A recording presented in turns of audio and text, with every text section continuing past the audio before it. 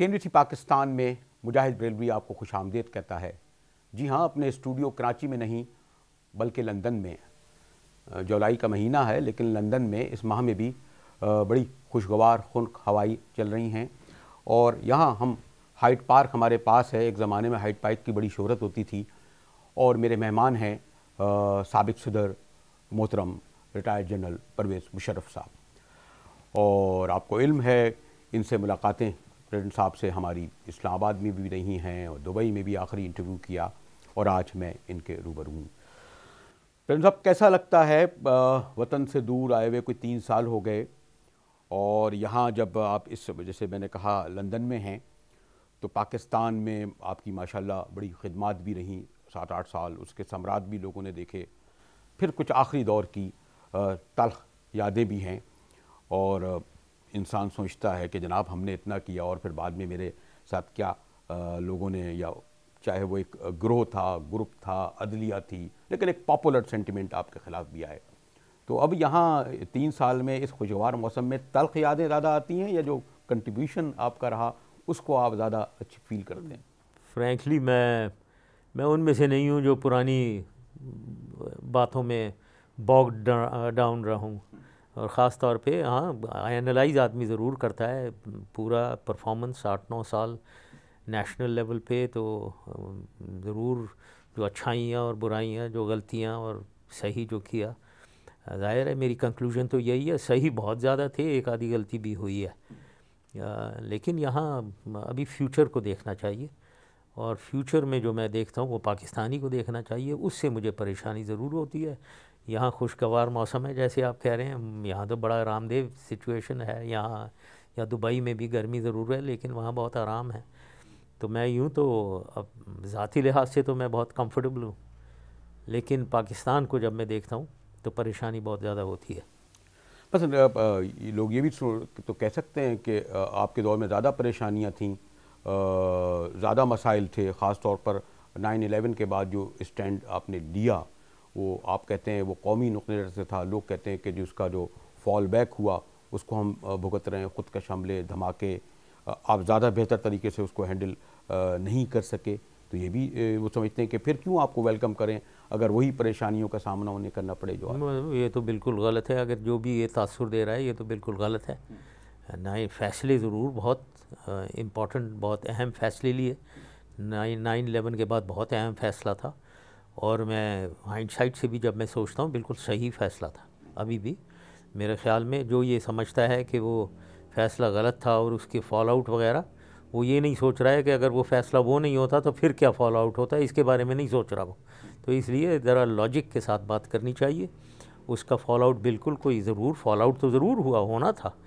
और ये जो रिलीजियस मिलिटेंसी जो इंट्रोड्यूस हो गई थी वो 79 से हुई भी है, जब हम सोवियट्स के ख़िलाफ़ हमने मुजाहिदीन पूरी दुनिया से हम लेकर आए, अमेरिका लाया, पाकिस्तान लाया, ISI ने उनको भेजा अंदर, तालिबान भेजे गए अफ़गानिस्तान, 10 साल उनसे लड़ते रहे सोवियत यूनियन से। उस ज़माने से ये मिलिटेंसी शुरू है। उसके बाद 89 से 2001 तक आप देखें 12 साल ये अमेरिकन जब चले गए वहाँ से, फिर अफ़गानिस्तान में क्या गदर हो रहा था। 4 मिलियन रेफ्यूजी पाकिस्तान में आ गए, अलकायदा बन गया, तालिबान बन गए। ये मेरे ज़माने में नहीं है, ये पहले, ये तो हमें विरसे में 79 ऑनवर्ड्स ये रिलीजियस मिलिटेंसी जिसे मैं कहता हूँ वो मिली हमें। अब 9/11 9/11 भी हो गया, उसमें फ़ैसले लिए, बिल्कुल अहम फ़ैसले, बिल्कुल सही फ़ैसले। पाकिस्तान की तबाही हो जानी थी अगर फ़ैसला कुछ और होता ना। उसमें अगर समझते हैं उसको एक्सट्रीमिज़म आई, उसमें बॉम्ब ब्लास्ट वगैरह हुए, सुइसाइड बॉम्बिंग हुई, लेकिन हमने उस सब को कंट्रोल में रखा हुआ था। हमने बहुत ज़्यादा कंट्रोल में रखा हुआ था। क्या बलूचिस्तान या फ्रंटियर या इधर कोई इस किस्म की चीज़ें हो रही थी जैसे अब हो रही हैं? क्या ड्रोन अटैक्स 100-300 उस ज़माने में हो रहे थे जैसे अब हो रहे हैं? क्या रोज़ाना बॉम्ब ब्लास्ट जो हैं वो उस वक्त हो रहे थे जो अब हो रहे हैं? ये बात नहीं है। ज़ाहिर है गवर्नमेंट को स्ट्रॉन्ग कंट्रोल चाहिए और नियतें अच्छी हों, गवर्नेंस अच्छी हो रही हो तो ये सारी चीज़ें कंट्रोल में रहती हैं। हमने कंट्रोल में रखी नहीं, रहती लेकिन आप, मैं शायद उस पर बाद में आता, आप जिस रिलीजियस मिलिटेंसी का जिक्र कर रहे हैं और आप ये कह रहे हैं कि ये 80s में आई, तो उसकी यही तो लोग ये कहते हैं कि यानी हो सकता है आप उतने बहुत आला ओहदे पे 80s में ना हों, लेकिन 90s तक आते आते आप उन लोगों में थे एज ए इंस्टीट्यूशन जो बड़े फ़ैसले करते थे। और हमने जो उस वक्त कश्मीर में या अफ़गानिस्तान में जो तजर्बा किया, आप एज ए इदारा फ़ौज और ऐसे इदारा ISI, तो उसके सम्राट निकलने थे ही, इस तरह के असरात आने ही थे। गलती ज़िया-उल हक ने की, लेकिन वो इंस्टीट्यूशन की गलती हुई ना, और इतनी हुई कि एजेंडा जब आपके फ़ौज का ये बन जाए कि हम काबुल और कश्मीर या इवन दिल्ली पे भी झंडा लहराएंगे, तो उसके नुकसान होते। तो आपने चेक नहीं किया मुशर्रफ साहब जब आप पहुँचे कि हम कहाँ तक चली गई है हमारी फ़ौज आज से ही? नहीं, पहली चीज़ तो ये है कि फ़ौज का तरीका है, फ़ौज का फ़ैसला चीफ़ ऑफ आर्मी स्टाफ का होता है, और चीफ़ ऑफ आर्मी स्टाफ अगर प्रेसिडेंट कोई और है वो बिल्कुल हुकूमत की पॉलिसीज़ के मुताबिक चलता है। मतलब इसमें let us not have any doubts. उसमें नीचे मैं तो मेजर जनरल, पहले 80s में तो मैं ब्रिगेडियर था, उसके बाद जनरल बना हूँ, मेजर जनरल। लेकिन मैं एक चीज़ आपको बताना चाहता हूँ, ये हम बहुत कहते हैं गलतियाँ उस वक्त की, देखें लोग सोचते नहीं हैं। मुझे अफसोस होता है कि 79 में जब पाकिस्तान ने फ़ैसला किया कि हमें सोवियत से लड़ना चाहिए और उन्हें डिफ़ीट करना चाहिए, ये कोई किसी और के लिए नहीं किया था। प्रेसिडेंट ज़िया-उल हक ने किया था, लेकिन सही फ़ैसला किया था। क्यों किया था ये मैं बताना चाहता हूँ। इसलिए किया था, पहली दफ़ा पाकिस्तान को टू फ्रंट थ्रेट हुआ। हम उसको कहते हैं टू फ्रंट थ्रेट, वरना तो हमारी सारी फ़ौजें ईस्ट की तरफ देखती थी, ईस्टर्न बॉर्डर, इंडिया से थ्रेट। अब यहाँ रूसो अफ़गान फोर्सेस हो गए, रशा आ गया। उनका इरादा ये था कि वो वार्म वाटर्स पे जाएं पाकिस्तान के थ्रू, और उस ज़माने में वो ग्रेटर बलूचिस्तान पख्तूनिस्तान का चला, वो पाकिस्तान को तोड़ के अलग करके पाकिस्तान के थ्रू जाकर उधर जाना चाह रहे थे। इस वजह से ये फ़ैसला किया गया कि इनको डिफ़ीट ज़रूर करना चाहिए। बिल्कुल सही फ़ैसला था, तो इसको गलत ना समझें।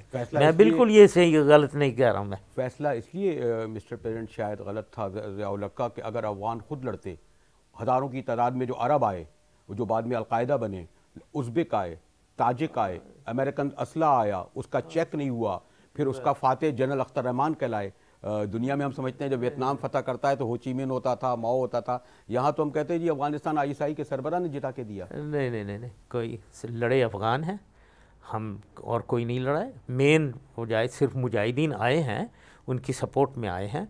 और दूसरा, आप हाइंडसाइट से बात कर रहे हैं, उस वक्त बात की है किसी ने कि भाई ये बहुत गलत हो रहा है, कोई नहीं, बड़े से खुश थे सब। और जहाँ तक हथियार का ताल्लुक है, यस, वो हथियार अगर इन्हें ना मिलते तो कैसे लड़ते। सोवियत यूनियन एक सुपर पावर था, बाईपोलर वर्ल्ड थी, एक सुपर पावर से लड़ रहे हैं आप। उसमें अनलेस वो स्टिंगर मिसाइल्स दिए उनको, वो ना देते तो, उनके हेलीकॉप्टर जहाज़ों को ना मारते तो वो जाते नहीं वहाँ से। तो ये बातें सारी हाइंडसाइट से इसको पूरी समझ होनी चाहिए। हथियार दिए गए, बिल्कुल सही दिए गए। अफ़गान लड़े हैं वहाँ, और कोई नहीं लड़ा है, मेनली अफ़गान लड़े। सबसे बड़ी लड़ाई तो आज कहते हैं कि जी उसामा ने वो जो लड़ाई लड़ी थी तो अफ़गान उसके कायल हो गए, उसके बाद वो उसका अमीर हुआ, कायद हुआ, इसीलिए फिर उसको वो दर्जा मिला कि वो काबुल का असल में हुक्मरान था तालिबान के नहीं, वो ये उसामा, कोई ऐसी बात नहीं है कि उसामा बिन लादेन लड़ रहा था रूसियों से, अफ़गान लड़ रहे थे। ये तो बड़ा, उनको अंडरमाइन ना करें अफ़गानों को, अफ़गान लड़ रहे थे। ये सपोर्टिव रोल में ज़रूर थे और हथियार ज़रूर दिए गए। और उसके बाद अगर ये उसामा इमर्ज हुए हैं, ये नहीं है कि जब तालिबान आए हैं 1996 में, मुल्ला उमर का रूल जब 90% अफ़गानिस्तान को उन्होंने लिया है और हुकूमत जमाई है, क्या ये अलकायदा उसामा की हुकूमत थी? वो तालिबान की हुकूमत थी, मुल्ला उमर की हुकूमत थी।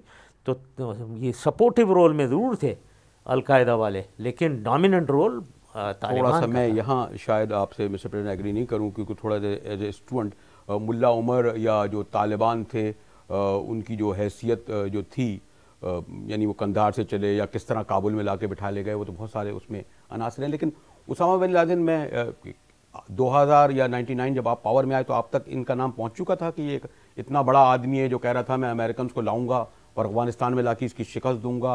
और कौन कह रहा था ये जो अब जो आया है कि जी उसामा बिन लादेन या वो लोग जो अलकायदा के थे, उनकी स्ट्रेटजी थी कि अमेरिकन को यहाँ अफगानिस्तान लाया जाए, और इसीलिए सब उन्होंने ये सिलसिला शुरू किया। तो इतना अहम आदमी हो चुका था उस वक्त? मैंने तो ये नहीं सुना था कि उसने कहीं 90s में ये किसी ने कहा हो कि हम अमेरिकनों को यहाँ लाएंगे और शिकस्त देंगे। पता नहीं, वो मुझे नहीं पता ये।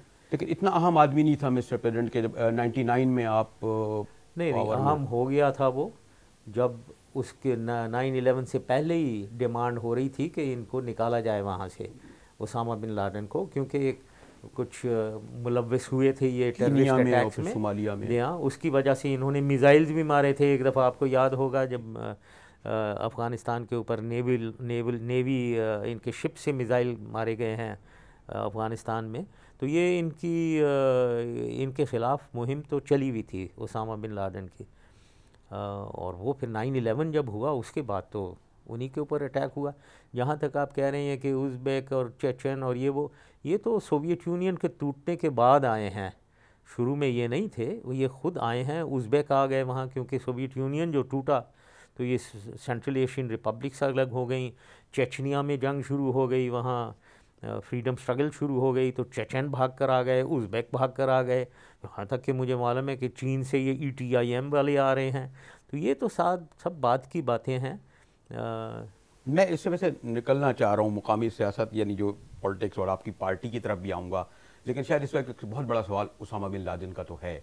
और कहते हैं जी इतने अरसे तक है, उसमें एक आपका भी पीरियड, और ये यकीन नहीं करते पाकिस्तान के अवाम भी, और मेरे ख्याल में शायद वाशिंगटन भी नहीं, और एक आम आदमी नहीं, कि ये कैसे मुमकिन है कि एक इतना नोन पॉपुलर आदमी आपके बिल्कुल हब में बैठा हो, और यहाँ ना फ़ौज जाने, ना एजेंसी जाने, ना हसास लोग जाने। ऐसा है मिस्टर प्रेसिडेंट? बिल्कुल है, ऐसे ही हुआ है, किसी को नहीं पता था। यही मैं अभी अमेरिका से होकर आया हूँ और मैंने दर्जनों जगहों में मैंने बातें की हैं, उधर भी यही शक शुबात हैं। अब इस ऐसे शक को दूर करना चाहिए हमें। बिल्कुल ये मुमकिन है। आप जो कह रहे हैं इतनी बड़ी एजेंसी, आप 9/11 का सोचें, CIA बड़ी एजेंसी नहीं है, दुनिया की सबसे बड़ी एजेंसी। 18 लोग महीनों से ट्रेनिंग कर रहे थे, कोई उनको पता नहीं था। वो 4 जहाज़ उन्होंने हाईजैक किए 4 फ़र्क एयरफील्ड से, CIA को कुछ नहीं पता था। एयर फ्लाइट से, उनके फ़्लाइट पाथ से उनको डिविएट करके वर्ल्ड ट्रेड सेंटर और पेंटागन में मार दिया। CIA को कुछ नहीं पता था। तो हो जाता है ये, वो भी सो रहे थे यहाँ। मैं ये कहूँगा कोताही ज़रूर हुई है, लेकिन ये समझना कि ये जी मुलव्वस थे, क्योंकि इसकी आर्गूमेंट में जो मैं देना चाहता हूँ सिंपल सी, अगर कोई मुलव्वस होते तो उनको, उसामा बिन लादेन को कोई घर में बंद करके ऐसे ही छोड़ा हुआ होता। वहाँ कोई सिक्योरिटी नज़र आई है आपको कहीं? किसी ने कहा है सिक्योरिटी? तो कोई भी नहीं थी। उधर कोई फ़ौज लगी हुई थी, उनको गार्ड कर रही होगी, अंदर बैठे हुए हो, या कम से कम सिविल क्लोथ में लोग हों, वहाँ कोई भी नहीं है। तो क्या इतने इम्पॉर्टेंट हस्ती को अगर पकड़ा हुआ है तो अनगार्डेड छोड़ेंगे ताकि वो चला जाए वहाँ से? और अगर गार्ड कर रहे थे, छुपे हुए गार्ड कर रहे थे, तो उनको ये भी पता होता कि CIA का ऑफिस खुल गया उसके बराबर में कहीं CIA ऑफिस खोल लिया महीनों से, जो फिर भी ISI को नहीं पता था। वो इसलिए पता था कि उनको शक ही नहीं है यहाँ इसका। तो ये बिल्कुल, और जहाँ तक मेरा ताल्लुक़ है, मैं ये बताना चाहता हूँ, चाहे कोई माने या ना माने, अगर 5 साल से वो यहाँ था जैसे लोग समझ रहे हैं, कह रहे हैं, तो 2 साल तो मेरे ज़माने में था ना। मुझे ये मालूम है 100% यकीन से कि मुझे नहीं मालूम था। अब अगर क्या मुझे नहीं मालूम था, क्या फ़ौज और ISI मेरे से छुपा रही थी? नहीं छुपा सकती, क्योंकि मैं उनमें से हूँ और वो मेरे लोग हैं। ISI में हो या फ़ौज में हो, मुझे अगर ऊपर की कोई क़यादत अगर कर रही हो कोई ऐसी कार्रवाई कि उसे छुपाना है, बचाना है, नीचे वाले कर्नल ब्रिगेडियर मुझे आकर बता देते। तो कभी ये हो ही नहीं सकता है कि ऐसे मुहिमजू तो थे ना आपके यहाँ। अब मैं उनका नाम इसलिए नहीं लेना चाहता कि वो शायद मोतबर बन जाएं, जो बड़े कहते थे हम जनाब जाके काबुल में बैठते थे, हम फैसले कराते थे, हमने फिर यूँ असला लाते थे, हमने इनकी हुकूमत बनवाई, ये तक तय करा कि प्रेसिडेंट कौन होगा अफ़गानिस्तान का, प्राइम मिनिस्टर कौन होगा। ये मुहिमजू जो थे, क्या ये आपकी इजाज़त से थे? यानी आपके जो उस वक्त फौज की बात कर रहे हैं आप? ये 99 के बाद की बात कर रहे हैं? ये तो जब 91-2 जब ये जो मुजाहिदीन की जो हुकूमतें बन रही थी उस वक्त करे ना, मैं मेजर जनरल था, चीफ ऑफ आर्मी इंस्टीट्यूशन कह रहा हूँ। एज इंस्टीट्यूशन वो देखें, हर चीज़ को आप अभी 2011 में बैठे हुए अगर 91-92 की बात करते हैं तो बड़ी अनफेयर होती है। समझू के ये मुहिमजू थे। मैं बता दूं, आप वापस चलें 91-92 में क्या हो रहा था, ठीक है, फिर बात करनी चाहिए। 2011 को छोड़ दें, अब 89 से 2001 तक 12 साल में क्या हो रहा था वहाँ? उधर खाना जंगी थी, ठीक है जी, उधर उज़्बेक, हज़ारा, ताजिक्स, पख्तून के कोई 6 डिफरेंट ग्रुप्स बने हुए एक दूसरे को मार रहे थे। काबुल में एरियाज बंटे हुए थे, वो लड़ रहे थे वहाँ। अब इस सूरत हाल में, और रेफ्यूजी उठकर पाकिस्तान में आ रहे थे। पाकिस्तान को क्या करना चाहिए था? हालांकि मैं उस वक्त हुकूमत में नहीं था, मुझे बताएं उस वक्त की हुकूमत और फ़ौज को क्या करना चाहिए था? पाकिस्तान को बचाना है हमने। पाकिस्तान को कैसे बचा सकते हैं? ताकि अंदर इन्फ्लुएंस करें, तो वो कर रहे थे। मुझे नहीं मालूम था क्या उनकी प्लानिंग थी, लेकिन उस वक्त के लिहाज से वो ठीक था कि आप ज़ाहिर है अपने आप को अगर बचाना है तो अफ़गानिस्तान में जो हो रहा है वो उसको अपने फेवर में टर्न करना है, वरना कैसे आप अपने आप को बचाएंगे?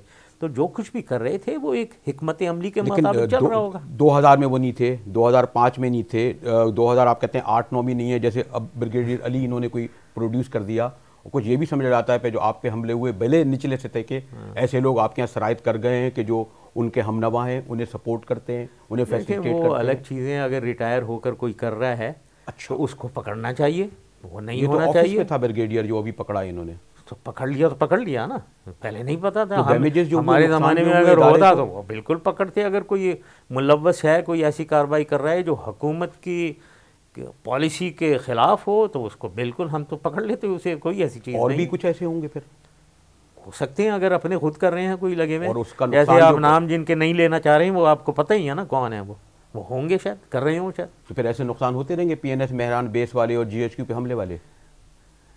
देखें, कोई कहा नहीं जा सकता, हालत जाहिर है। ये कुछ ये जो अलकायदा हैं जिन्हें कह रहे हैं आप फॉरेनर्स आए हुए हैं, कुछ तालिबान हैं, कुछ हमारे अपने एक्सट्रीमिस्ट हैं जो अब उनके साथ मुलव्वस हो गए हैं। हमारे लोकल एक्सट्रीमिस्ट जो हमारे हैं, जिनको हम अपने पंजाबी तालिबान कोई कह देता है, वो भी उनके साथ मुलव्वस हो गए हैं। फिर जो ये हमारे मुजाहिदीन हैं, जो कश्मीर ओरिएंटेशन इनकी होती थी, वो भी इन तालिबान और अलकायदा के साथ मुलव्वस हो गए हैं। एक नेक्सस बन गया है। तो एक सूरत हाल अब कुछ ख़राब हो गई है। अब वो कौन कर रहा है वहाँ, उसके बहुत सी पॉसिबिलिटीज़ हैं कौन करवा रहा है। तो इस किस्म की चीज़ें ज़ाहिर है हमें लॉ एंड ऑर्डर को इम्प्रूव करने के लिए अपने फोर्सेस को इम्प्रूव करना पड़ेगा। सिर्फ आर्मी नहीं कर सकती हर जगह, पुलिस को और सेकंड लाइन फोर्सेस यानी रेंजर्स और फ्रंटियर कोर, इसको हमें बहुत स्ट्रेंथन करना चाहिए। ख़ास तौर पे रेंजर्स फ्रंटियर कोर को, उनको अच्छे हथियार देने चाहिए और गन्स और टैंक्स भी देने चाहिए, ताकि वो रिस्पॉन्सिबिलिटी लें सारी लॉ एंड ऑर्डर की, और आर्मी उनके बैकअप और सपोर्ट में हो। मैं इस हवाले से एक और आखिरी सवाल करूँ आपके ख़्याल में इस वक्त जो इसके माने, मैं तो शायद मीडिया में प्रिंट और इलेक्ट्रॉनिक में तज़हीक, ह्यूमिलेटिंग लैंग्वेज तक इस्तेमाल हो रही है फ़ौज के बारे में और एजेंसियों के बारे में, शायद इस तरह जिक्र होने लगा है जिस तरह हम लोग पुलिस वालों को कहते थे जी ये बेशुमार केसेस अदालतों में भी चल रहे हैं जिसमें तलब किया जाता है या मुलव्विस बताया जाता है। तो ये जो एक इस वक्त आर्मी इंस्टीट्यूशन था या जो हमारी एजेंसियां, इदारे थे, और ये कौमी इदारे थे और हैं, आपके ख़्याल में क्या किसी एक सोचे समझे मंसूबे के तहत टारगेट बनाया जा रहा है, या इनकी खामियां, कमज़ोरियां इतनी बढ़ गई थी कि अब ओपन हो गई और अब इनको लोग एक्सपोज कर रहे हैं? नहीं नहीं, ये कोई ऐसी चीज़ नहीं है। मुझे मेरा तो खून खौलता है जब ये मैं बातें सुनता हूँ फ़ौज और ISI के ख़िलाफ़। देखें, जो कोई भी ये कर रहा है उसको ये समझ नहीं है कि अगर पाकिस्तान की कोई इंटीग्रेटेड रखना है, उसकी सिक्योरिटी इंश्योर करनी है, हमने फ़ौज और ISI की बहुत ज़रूरत, अहमियत है, बहुत ज़्यादा अहमियत है। पाकिस्तान के लिहाज से पाकिस्तान की टेरिटोरियल इंटीग्रिटी, पाकिस्तान की सिक्योरिटी के मुहाफ़िज़ जो है ये फ़ौज और ISI है। तो ये मैं समझता हूँ कि एक सोचे समझे मंसूबा, एक साजिश है मेरे ख़्याल में, कि पाकिस्तान फ़ौज और ISI को डैमेज करोगे तो पाकिस्तान डैमेज होगा। तो ये हो रहा है। ये कौन डैमेज कर रहा है? अब ये मैं कमेंट नहीं करना चाहूँगा। फॉरेन हैं लोग, हो सकते हैं, बिल्कुल यहाँ वाले भी होंगे। फ़ौरन हमेशा अंदर कोई मुलव्वस होता है जब भी फ़ौरन कामयाब होता है। सिर्फ बाहर से कोई नहीं आ सकता अंदर, जब तक कि अंदर कुछ अनासिर ना हो जो उनके साथ मिले हुए ना हो। नहीं, यानी हमारी पॉलिटिकल पार्टियां भी के एजेंडों पे है कि फ़ौज की तहज़ीक की जाए। मैं इस पे मुझे नहीं मालूम है, जब तक कि मैं इन्वेस्टिगेट अगर करके मुझे इंटेलिजेंस जब तक नहीं ले आदमी, नहीं, क्योंकि तो जब कश्मीर में गए, मैं उस तरफ नहीं आना चाह रहा था। अभी जब कश्मीर में गए तो इंतखाबी मुहिम में, तो क्योंकि मियां नवाज शरीफ ने लोग ये कहते हैं कि इंडियन फ़ौज को इतना टारगेट नहीं बनाया जितनी पाकिस्तानी फ़ौज के हवाले से बात की, तो हम ये समझें कि हमारी पॉलिटिकल पार्टियों के एजेंडे में ये भी आ गया है कि फ़ौज को कट टू साइज़ किया जाए, ह्यूमिलेट किया जाए, और ये एज ए इंस्टीट्यूशन इतना पावरफुल नहीं रहे कि कोई भी। मेरी नज़र में एक तो नवाज़ शरीफ को मैं इनको ज़रूर मैं कहूँगा कि जितनी ज़्यादा ये फ़ौज के ख़िलाफ़ ISI के ख़िलाफ़ बोलते हैं ख़ुद ये नवाज़ शरीफ साहब, ये मैं समझता हूँ कि ये चाहे बेखबरी में बोल रहे हैं या मुलव्वस हैं किसी साजिश में, ये मैं नहीं कहना चाहूँगा, लेकिन दोनों में से एक ज़रूर है, या तो मुलव्वस हैं या फिर इनको इतनी समझ नहीं है कि इसको ना कमज़ोर करें, ISI और आर्मी को ना कमज़ोर करें, पाकिस्तान के इंटरेस्ट में नहीं आए। आप अपनी सियासत चमकाने के लिए पाकिस्तान को ना कमज़ोर करें, सियासत चमकाएं ज़रूर, लेकिन इन दो इदारों को ना छेड़ें। ये उनको समझ नहीं है मेरे ख्याल में। और पीपल्स पार्टी की और उसके सरबराह को इतनी समझ है? कुछ लोग कहते हैं कि नहीं, पीपल्स पार्टी भी क्योंकि उनका ख्याल है उनकी लीडरशिप का हमेशा कि फ़ौज ने as an institution Peoples Party को एक्सेप्ट नहीं किया, ना उनके भुट्टो को, ना बेनज़ीर को, और शायद इनको भी। इसलिए लोग कुछ उनका ख्याल ये है कि पीपल्स पार्टी की भी ये कोशिश होती है कि बराह रास्त नहीं वही काम किया जाए जो नून लीग कर रही है। देखें, जो अंदरून की खबर है वो मुझे नहीं मालूम, क्योंकि मैं बाहर बैठा हूँ, तो मैं तो ये खबरों से, आप ही से, जो टीवी पे आप लोग बातें करते हैं, खबर होते हैं, हम लोग बेखबर ज़्यादा होते हैं। मैं तो वो सुन रहा हूँ, आप ही लोग टॉक शोज़ करते हैं, उन पे जो लोग आते हैं उनकी बातें मैं सुनता हूँ। तो मैं जो सुनता हूँ वो तो नवाज़ शरीफ साहब की बातें सुनता हूँ हमेशा, कि वो गालियाँ दें, उल्टी सीधी बातें कर रहे हैं, फ़ौज को लेट डाउन करना चाह रहे हैं। और शुरू से मैं इनके बारे में तो ये कहना चाहूँगा, इनको कोई प्रॉब्लम है फ़ौज के साथ। आसिफ नवाज जंजुआ आपकी वजह से प्रॉब्लम है? आपने नहीं, मेरे से पहले थे जी। आसिफ नवाज जंजुआ साहब आए, आसिफ नवाज जंजुआ साहब से इनका झगड़ा हुआ, और वो उसके बाद जनरल वहीद थे, उनसे भी झगड़ा था इनका, वो भी एक दूसरे से बहुत झगड़ा था। फिर जनरल जहांगीर करामत साहब आए, वो बड़े शरीफ तरीन इंसान थे, लेकिन उनसे भी झगड़ा हो गया, उनको भी 3 महीने पहले निकाल दिया। फिर मैं भी शरीफ तरीन इंसान हूँ, मुझे उन्होंने पहले ही रिटायर। तो इनको कोई दिमाग में फतूर है, आपको लेके आए ना। इनके दिमाग में फतूर है, कोई प्रॉब्लम है इन्हें। अच्छा, क्या प्रॉब्लम है मुझे नहीं मालूम, कोई प्रॉब्लम ज़रूर है इन्हें कि सबसे लड़ लेते हैं। लेकिन बहरहाल वो एक ऐसी पार्टी तो है ना जिसको पंजाब में इतनी बड़ी तादाद में लोग वोट देते हैं, कौमी असम्बली में भी 90 लोग होते हैं। हो सकता है वो अपने फॉलोअर्स के लिए कर रहे हों। वेल, फॉलोअर्स मतलब मेरे ख्याल में बिल्कुल गलत है। फॉलोअर्स मेरे ख्याल में पाकिस्तान फ़ौज फिर भी पॉपुलर है। एक गलती उनसे हुई है, बिल्कुल बहुत बड़ी गलती हुई है, कोताही हुई है, यही ओसामा बिन लादेन वाली। और फिर वो ओसामा बिन लादेन की, ये नहीं कि वो उनका पता नहीं था, लेकिन वो जो अमेरिकन आए हैं और अटैक करके उसे मार के चले गए हैं, उसकी वजह से फ़ौज की बड़ी बदनामी हो गई, अवाम में बदनामी हो गई। अब उसको ग्रेजुअली चाहिए हमें कोशिश करके कि ये ख़त्म हो, ये उनकी पॉपुलैरिटी वापस रीगेन होनी चाहिए। क्योंकि जैसे मैंने कहा, नेशनल यूनिटी एक सफ़र करती है, नेशन पाकिस्तान सफ़र करेगा। ये अवाम को आप लोग समझाएं, टेलीविज़न के ऊपर समझाएं कि ये नहीं करें, गलती ज़रूर हुई है, मालूम करना चाहिए, इन्वेस्टिगेट करें, जो कोई आदमी अगर कोताही जिससे हुई है उसको सज़ा दें, लेकिन माफ़ करें जी, वो गलती एक हो गई है। यहाँ तक कि अमेरिकनों को आना का ताल्लुक़ है वहाँ से, वेस्ट से, ये भी मैं बताना चाहता हूँ। मुझे अफसोस है कि फ़ौज और ISI को ख़ुद को बतानी चाहिए ये बातें, जो नहीं बता रहे हैं, मुझे बतानी पड़ रही हैं। मैंने कोई 80-100 इंटरव्यूज़ दे दिए हैं जहाँ मैंने ये बताया। देखें, वेस्ट साइड से एक तो रेडार कवरेज हमारा, जहाँ से थ्रेट होता है उधर से, ईस्ट की तरफ से पूरी रेडार कवरेज है हमारी। वेस्ट की तरफ से ऐसी कोई कवरेज नहीं है कि कोई चिड़िया भी नहीं भटक सकती है। और अगर हेलीकॉप्टर लो फ्लाइंग आएगा और पहाड़ी सिलसिला हो, पहाड़ में तो है ये रेडार भी का नहीं, कहाँ डेड जोन्स होते हैं। और दूसरा, उनके पास वो स्टेल्थ हेलीकॉप्टर्स थे तो वो पिकअप भी नहीं होते। तीसरी बात ये है कि उनको रेडार जैमिंग की भी फैसिलिटीज़ थी, वो भी नहीं होती। तो ये बिल्कुल पॉसिबल है। यहाँ तक कि मैं ये भी कहना चाहूँगा कि आप पता होना चाहिए कि अगर हम चाहते हैं हेलीकॉप्टरों में अपनी फ़ोर्स ले जाकर अफ़गानिस्तान में एक्ट करें, ये बिल्कुल पॉसिबल है। उनकी रडार कवरेज थोड़ी है, रात के टाइम पे आप चले जाएं और कर लें एक्ट। तो इसमें ना समझें कि ये फ़ौज की कोई कमज़ोरी थी, ये एक है वल्नरेबिलिटी, हर मुल्क की होती है। अगर कोई फ़ोर्स जाना चाहती है हेलीकॉप्टर में कुछ एक्शन करके वापस आना चाहती है, बिल्कुल पॉसिबल है। तो ये जो कमीशन आ रहा है, बटाबाद कमीशन, क्या कुछ आपसे भी कहेंगे कि आइए कुछ बताइए, या तो नहीं है? कहते हैं मुझे पता है मैं बताने को, मतलब मुझे तो एक जनरल चीज़ें पता है ना कि क्या कैपेबिलिटीज़ हैं हमारी और क्या, और मैं फ्रैंकली बोलता हूँ, लोग इनको फ्रैंकली बोलते नहीं हैं कुछ। तो मैं, अगर मेरे से कोई पूछेगा जो मुझे पता है मैं बताऊँगा बिल्कुल। गुफ्तगू जारी है मिस्टर प्रेसिडेंट परवेज़ मुशर्रफ साहब से। और मेरा तो ये ख्याल था कि लंदन के इतने खुशगवार मौसम में मैं यहाँ स्टूडियो के बजाय ज़रा हाइड पार्क में जाऊँगा, कुछ मौसम की, कोई म्यूज़ियम की, कुछ पार्कों की बातें होंगी हल्की फुल्की पाकिस्तान के हवाले से, ये तो हम करते ही रहते हैं स्टूडियो में, लेकिन इल्म है कि लोग एक्सपेक्ट बहरहाल करेंगे कि ऐसा तो नहीं है कि जी मैं लंदन जाके सब वो तल्ख तुर्क सवाल भूल गया जो इनसे करने थे, वो कहेंगे लीजिए जी आप घूम फिर के आ गए। इसीलिए ये सवाल जो मैंने कहा ख़ास तौर पर बड़े हसास मौजू पर करें। और ब्रेक के बाद जब मैं आऊँगा तो यकीनी तौर पर मैं चाहूँगा कि मुशर्रफ साहब से ये मालूम करूँ कि जो मार्च में आ रहे हैं इनकी जमात किससे कंप्रोमाइज़ करेंगे। और ये देखें वक्त मिला कुछ और सवाल भी, मगर वक्फे के बाद हमारे साथ रहिएगा।